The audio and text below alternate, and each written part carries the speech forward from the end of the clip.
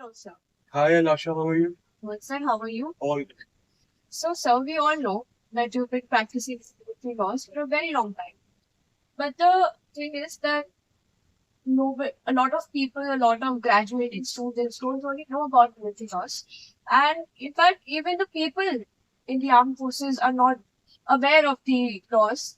So, can you please tell us something about it? So, how military laws are different from other laws, other civil laws, or maybe other criminal laws? So basically होता क्या है कि जब हम military law की बात करते हैं यानी कि सेना पे लागू होने वाला कानून। Yes.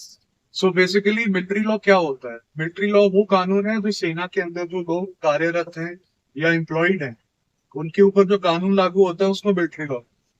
अब वो डिफरेंट कैसे है सिविल लॉ से? तो बहुत ज्यादा डिफरेंसेस है। मिलिट्री लॉ एक ऐसा लॉ है, अगर आप फौज के अंदर भर्ती हो जाते हैं तो आपके पास फंडामेंटल राइट्स नहीं रहते। But as a military law expert you need to understand कि मिलिट्री लॉ होना क्यों चाहिए। Why there have to be separate laws for the army? क्योंकि आर्मी के अंदर जो आपके वर्किंग प्रोसीजर्स हैं, वर्किंग कंटीजेंसीज है, वो बहुत अलग है। यहाँ पे कोई प्रॉपर्टी की लड़ाई नहीं चल रही है। यहाँ पे एक डिसिप्लिन फोर्स होना बहुत जरूरी है। वो डिसिप्लिन फोर्स का काम है जो एक प्रॉपर तरीके से काम कर सके, मैनेज हो सके वो फोर्स, और उस फोर्स को अच्छे से एडमिनिस्ट्रेशन और एडमिनिस्ट्रेटिव कंफर्ट्स दिए जा सके, जिसके लिए हमें रूल्स एंड रेगुलेशंस चाहिए। अब रूल्स एंड रेगुलेशंस इसलिए चाहिए क्योंकि आर्मी एक्ट, एयरफोर्स एक्ट और नेवी एक्ट बाद में आए, बट उससे पहले से हम लोग एक मिलिट्री कोड ऑफ स्ट्रक्चर को फॉलो करते आए। अकबर के टाइम से मिलिट्री लॉ चल रहा है। अकबर के जमाने में भी जो लोग अकबर की सेना में थे उन लोगों को पकड़ा जाता था। अगर कुछ भी डकैती करते हुए, कोई चोरी करते हुए, कोई भगौड़ा हो जाता तो उनको सजा दी जाती थी। जिससे मिलिट्री लॉ, हम ये कह सकते हैं कि it is one of the reasons that army needs to be controlled. क्योंकि आर्मी के अंदर जो क्राइम्स होंगे वो नॉर्मल क्राइम्स नहीं होंगे। आर्मी के अंदर छुट्टी से कोई लेट वापस आ रहा है वो एक जुर्म है। सिविल में आप छुट्टी से लेट वापस आ रहे हैं तो ऐसा कोई जुर्म नहीं है वो। उसके बाद अगर आप लड़ाई पे जा रहे हो और भगौड़े हो जाते हो, दुश्मन को देख के भाग जाते हो, आप अपने ही ऑफिसर के अगेंस्ट में या अपने ही सीनियर के अगेंस्ट में बगावत कर देते हो, आप देश के अगेंस्ट में हथियार उठा लेते हो, तो ये सब मिलिट्री लॉ कवर करता है। So, sir, जो आर्म फोर्सेस एक्ट है, so इसके what are the primary objectives of this act?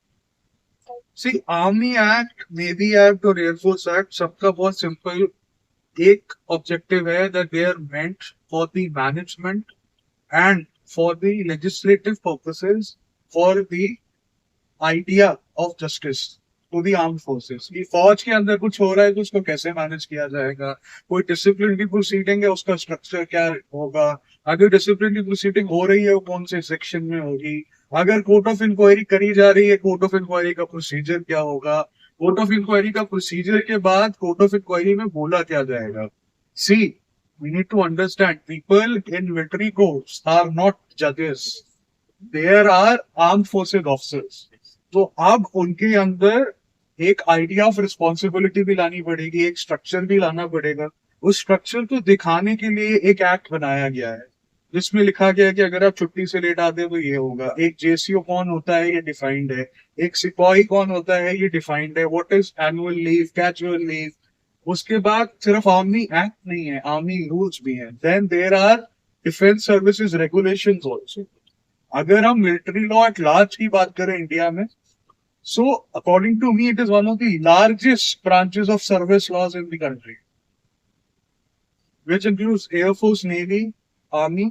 उसके अलावा ये तो वो है जिनको स्पेसिफिक एक्ट्स दे दिए गए हैं और वो एएफटी चले जाते हैं। इसके अलावा सारी जो सेंट्रल आर्म्ड पुलिस फोर्सेज हैं इनके भी एक्ट्स हैं जो सिमिलर इन नेचर है। तो इन एक्ट्स का एक ही मतलब है कि एक रूल्स एंड रेगुलेशंस बनाए जाए जिससे ये तय किया जा सके कि फौज कैसे काम करेगी, और अगर फौज काम कर रही है और कुछ गड़बड़ होती है तो उस गड़बड़ को कैसे डिसाइड किया जाएगा, डिफाइन किया जाएगा, सजा कैसे दी जाएगी।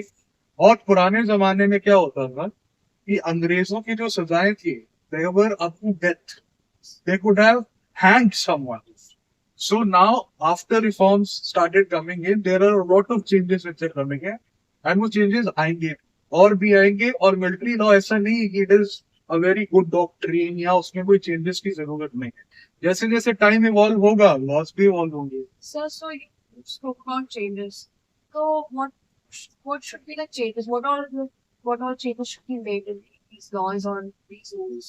See, changes could be anything. Changes could be These are not any notable provisions that you're talking. see, first of all, there has to be a clear specification of differentiation between a unit order, a DSR regulation, and about what or how orders are passed. आज की date में army order जितने पास होते हैं उन army orders की copies ही available. Codification is not available at times to the people at large. ऐसा नहीं है कि उसका कोई रिकॉर्ड नहीं है, रिकॉर्ड्स हैं, बट वो रिकॉर्ड्स एग्जिस्ट कहाँ करते हैं nobody knows, and they are not available in public domain. Now when they are not available in public domain, generally जो पूरे फौज है उसमें हर किसी के पास उसकी कॉपी नहीं है। जब उसकी कॉपी नहीं है तो वो अपने राइट्स को जान ही नहीं पा रहे। Second is we have to have a centralise system जिसके अंदर क्या लॉज हैं उसके ऊपर एक कमेटी बैठी भी थी पहले, अब भी बैठेगी और बैठनी भी चाहिए ये जानने के लिए कि हमें क्या क्या प्रोविजंस चेंज करनी है। There are a lot of provisions. Now the butler system एक है आर्मी के अंदर, that butler system does not exist but it is still a clause. Then we've got the ideas of leave encashments, laws and regulations। ये तो time के साथ साथ बदलने चाहिए और जब ये बदलेंगे तो अमेंडमेंट्स आएंगी। There are a lot of things. I mean, जो एक मॉडर्न मिलिट्री के लिए रिक्वायर्ड होगी वो जरूरत पड़ेगी। जैसे अभी जो AI का जमाना आ गया है, सो मिलिट्री लॉ और साइबर लॉ भी मिलिट्री का ही पार्ट हो जाएगा। Then air space management military का पार्ट हो जाएगा। These are the things which need to come in these acts because people will be dealing with the privacy of people also. If there is a cyber war, it is the army who's going to fight it. It is not going to be some random person coming in. Cyber units बनाने की जरूरत होगी अभी आने वाले time में, and I guess army इसके ऊपर काम भी कर रही है।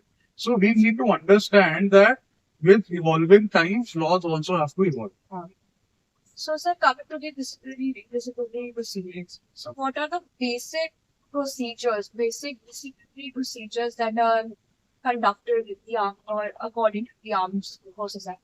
See, basically सबसे पहले तो reprimand होता है, displeasure होता है।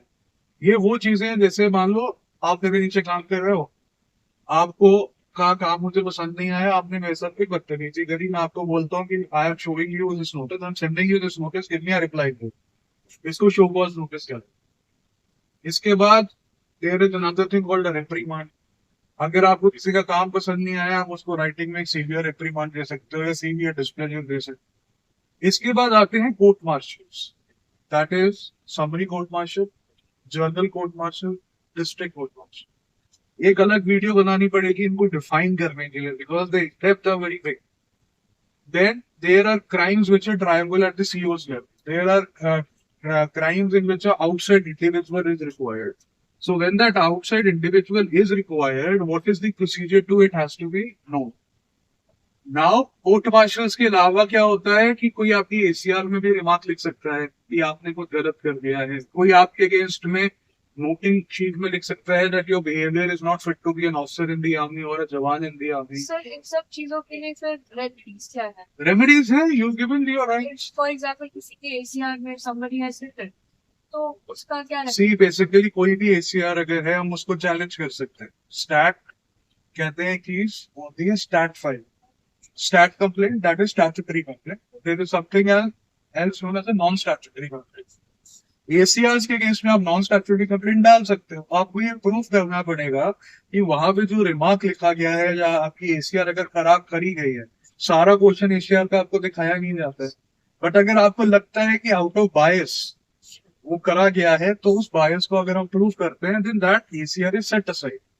It happens not only with officers, even jawans can get their ACR set aside. There are chances, कई बार ऐसा भी होता है कि किसी का ब्रिगेडियर टू मेजर जनरल का बोर्ड है, उनकी कोई एक ACR खराब है जिसके कारण उनका मेरिट में लिस्ट नाम नहीं आ रहा है।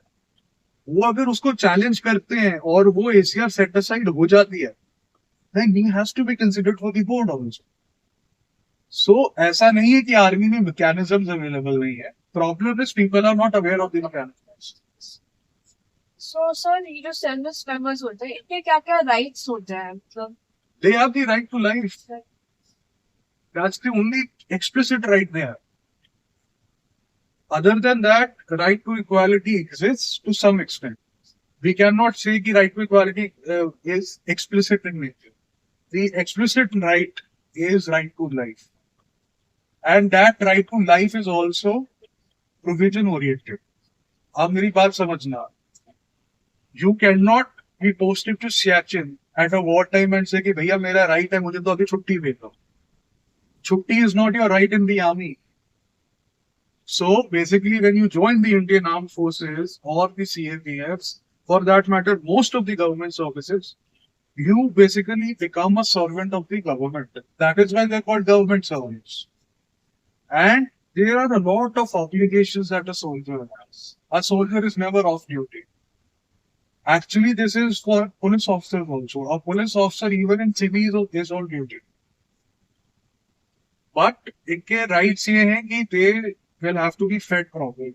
They will have to be taken care of by the government of India. They will be having an salary that has to be paid to them. There is a pension that has to be paid to them. There is a provision called disability pension. So if any disability occurs, they have to be given disability pension. उसके लिए भी आजकल government बहुत लड़ाई लड़ रही है.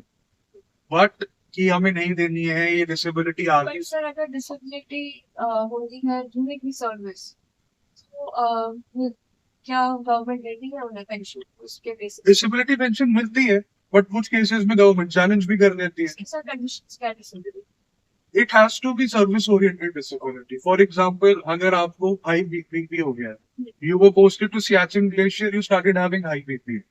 Now because of that BP, जब आप नीचे कहीं आए, आपको हार्ट अटैक आ गया. Now because of the high blood pressure, अगर आप फौज में नहीं होते तो क्या आप सियाचिन ग्लेशियर में पोस्टेड होते? That means it is oriented to the force, right? It is related to the army. It is the contingency of service which is giving you blood pressure. And because of that blood pressure, there is a target organ damage, that is your heart. Therefore, this disability will be both attributable to military service और aggravated भी है. Aggravate कैसे हुई? क्योंकि तुम्हें पहले BP हुआ था, जब तुम सियाचिन में पोस्टेड थे, तुम सिर्फ सियाचिन से नीचे आए, तो फिर तुम्हें एकदम से क्या हुआ? तुम्हारे हार्ट में दिक्कत आ गई, तो एग्रीवेशन भी हुई ना. So that is called a disability which is aggravated and attributable to military. But sir, काफी केसेस में ऐसा होता है that the government or the disciplinary committee मना कर देते हैं कि no, this is not because of your service. This is something your own personal. Yeah, but courts give it. You have to fight for it. That is why I tell all my Fauji clients, your ladai does not end the day you have your uniform. You have to fight for it. Because government को ये लगता है कि अगर हम disability pension देने लग जाएंगे, वो तो पेंशन जो है टैक्स फ्री है, हमारी टैक्स लाइबिलिटी भी कम हो जाएगी, हमारा फाइनेंशियल बर्डन भी बढ़ जाएगा. बट वही गवर्नमेंट ये नहीं कहती है कि भैया जब तुम लड़ाई लड़ रहे हो और तुम्हें डिसेबिलिटी हो रही है, वो हमारे कारण है. So basically we have to fight for it. ऐसा नहीं है कि डिसेबिलिटी पेंशन नहीं मिलती है. You have to fight for it in the courts and you get the disability pension. उसका भी एक प्रोसीजर है जिसके ऊपर हम जल्दी वीडियो बनाएंगे. So ये तो आपने बात कर ली गवर्नमेंट और आर्मी एज एन ऑर्गेनाइजेशन के क्या responsibilities है towards a soldier, but as a soldier उनके क्या responsibilities है towards the organization? They have to follow whatever orders are passed to them. They have to stand by the constitution of this country. They have to be apolitical in nature. Their decisions have to be in the positive aspects of the country. They have to fight and protect the country. उसके बाद army act, navy act, air force act में जो कुछ लिखा है वो उनकी duties हैं. I mean, I don't think I am even on the stand to tell what a soldier's duty is. They are much above all of us. So what are the common offences which are usually done by the soldiers? See, common offences, overstaying of leave is one. Then absent without leave is another. Then कुछ cases में ऐसा भी होता है कि छेड़छाड़ के मामले आ जाते हैं, सॉडोमनी के केसेस आ जाते हैं. कई बार कोर्ट मार्शल्स होते हैं कि किसी ने तेल बेच दिया. Sometimes some financial misappropriation might happen. See, they all are humans. We all are human. In the end, some errors can happen. And offences के अंदर ज्यादातर जो लिटिगेशंस आर्म फोर्सेस ट्राइब्यूनल्स में जाती हैं वो प्रमोशन रिलेटेड मैटर्स के लिए जाती हैं, रॉन्ग पे फिक्सेशन के कारण जाती हैं, किसी को मिलने 4,000 चाहिए पर मिल 2,000 रहे हैं तो उसके लिए जाती हैं, डिसेबिलिटी पेंशन के लिए जाती हैं। देन बहुत रेयर केसेस में they also go for proceedings with respect to family pension. कई बार क्या होता है, जो सोल्जर्स की डेथ हो जाती है या जो शहीद हो जाते हैं, डेथ एंड शहीद में दो अलग अलग तरीके से। A dead soldier means a soldier who is no more after retirement or maybe during service, but he was not, he did not die due to an operational accident. So उसके लिए भी कई बार लड़ाई लड़नी पड़ती है कि लिबरलाइज फैमिली पेंशन मिलनी चाहिए कि नॉर्मल फैमिली पेंशन मिलनी चाहिए। फिर उसके बाद कई लोगों के अगेंस्ट में फ्रॉड के केसेस लग जाते हैं जो एक्चुअल में हुआ ही नहीं होता है। कईयों की wrong termination from the military हो जाती है, कईयों के एसीआर खराब होते हैं, वो अपने एसीआर को एक्सपंज कराने के लिए एएफटी जाते हैं। कई लोगों के ऊपर फालतू पेनल्टी लगा दी जाती है कि तुमने इस घर को एक्स्ट्रा रिटेन कर लिया है तो तुम 8 लाख रुपए भर दो सिविल रेट के हिसाब से। तो anything with respect to the army other than postings goes to the AFT. So अगर सर एएफटी में कुछ चीज अगर कोई मैटर या कोई केस डिसाइड नहीं होता है देन उसके बाद फिर कहाँ जाएगा बंदूक? Then you can appeal at the High Court and the Supreme Court. Earlier High Court का option open नहीं था, अभी recently last year के बाद से you can appeal at the High Court. So sir, अभी we all know that there is a legal department in the army, I would say, judge, advocate, general. So उनका role क्या होता है in the army? See, army को भी कोई आदमी चाहिए जो उनको मिलिट्री लॉ के बारे में बता सके। So mostly army officers are not lawyers, right? There are very few people who do law and join the army as a regular soldier. In the sense as a regular officer. Infantry में जाएंगे, जिसमें भी जाएंगे। But JAG officers specifically military law पे काम करते हैं, court martials की proceedings पे काम करते हैं, senior officers की help करते हैं और court में जो proceedings जाती हैं, उनकी instruction standing councils को उनके through जाती हैं। So JAG officers are basically representatives of the army. To the standing councils who have been hired for the Army Air Force Navy. JAG officers legally are not eligible to argue in the courts while they're in the service. Because they are not the standing councils for the government of India or the Indian Army. जो standing council है वही argue करता है, ये standing council को instructions देते हैं, files prepare करवाते हैं, लीगल ओपिनियंस देते हैं।